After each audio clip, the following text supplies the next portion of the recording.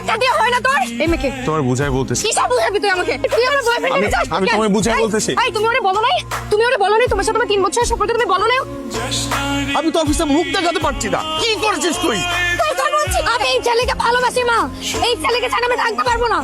এই ছেলের সাথে তোর কোনো ধরনের সম্পর্ক থাকা চলবে না। আমি এই ছেলেকে ছাড়া থাকতে পারবো না বাবা। আমি পারবো না। রাহুল ওই মেয়ের কোনো মান সম্মান আছে নাকি? ভাই শোন, তুই রাহারের জীবন থেকে বাদ দিয়ে দে। জেরিন মেয়েটা অনেক ভালো, তুই বুঝতেছিস না কেন? আমার মেয়ে আমার অনেক অনেক আদরের। ওর বিয়েতে আমি অনেক টাকা খরচ করব, অনেক ধুমধাম করে বিয়ে করাবো। এটা আপনাদের নতুন ফ্ল্যাট? ও বাবা, আর তুই তুই রাজি হয়েছে দেখছিস কত সুন্দর বাসা। এই বাসা যদি আমাকে হয় আর তোর বোনটার খুব ভালো বিয়ে হইব। হ্যালো রাফিন, রাফিন তুমি প্লিজ ফোনটা আমার ধরো না প্লিজ।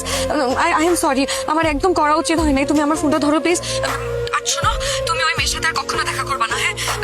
তুমি আমাকে কল ব্যাক করো, আমরা দুজন কথা বলে আমরা সবকিছু ঠিকঠাক করে নিবো, হ্যাঁ? এই তুমি কে? রাফিন কই? এই রাফিন কই? রাফিন কই? আচ্ছা রাফিন কই?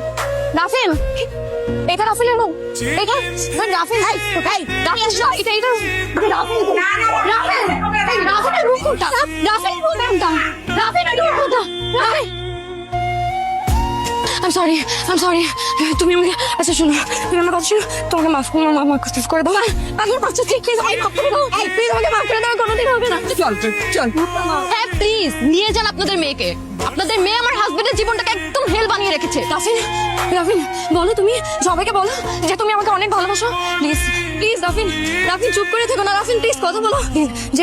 জেরিন প্লিজ, তুমি কি করছো রাফিনকে আমি জানি না, কিন্তু রাফিন তোমার সাথে ভালো থাকবে না। রাফিন আমার সাথেই ভালো থাকবে, ও আমাকে ভালোবাসে। আমার বোনটা পঙ্গু, এই কারণে ওর বিয়ে হয় না। আবার যদি কেউ ওকে বিয়ে করতে রাজি হয় তাহলে মোটা অঙ্কের টাকা চাই যৌতুক হিসেবে। রাফিন আমি না এই বিয়েটা করলে আমার বোনের বিয়েটা হয়ে যাবে।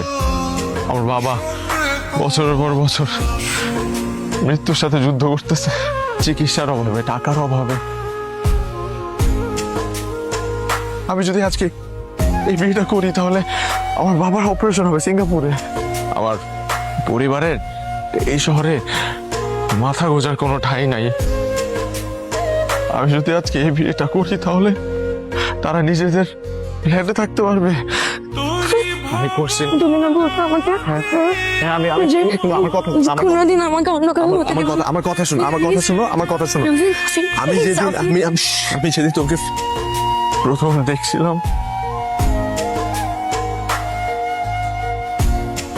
আমার এই হৃদয় তোমাকে ভালোবাসতে শুরু করছিল।